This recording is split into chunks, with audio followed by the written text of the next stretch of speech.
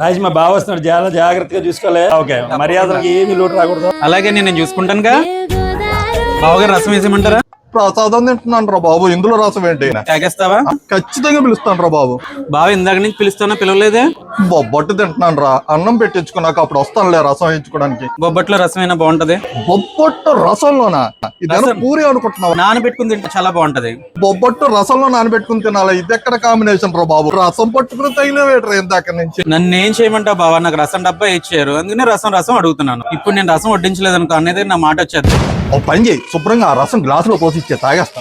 ఏరా మా బావకి రసం వేసావా? నువ్వేమో వేయమంటావు, ఆయనేమో వద్దంటున్నాడు ఇందాక నుంచి. ఒరే బావా, భలే టోన్ని అంట కట్టావురా బాబు. నాకు ఇందాక నుంచి రసం తప్ప ఇంకేం అడగట్లేదు.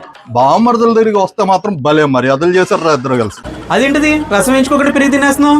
రసం ఎలాగో తాగుతా అన్నాను కదా బా, పెరుగు తిని నన్ను. ఏళ్ళు నాకు తెలియదు. రసం వేసుకుని తినడమే తాగడమే. ఎందుకు వచ్చిందండి? ఏం చేసుకోండి, పాప ఆయన హర్ట్ అవుతున్నాడు. నీకేం పోయింది? పెరుగులో రసం వేయించుకోవాలా? భలే మర్యాదలు చేస్తున్నావులే, మీ అన్నయ్య దగ్గర తీసుకొచ్చి నాకు.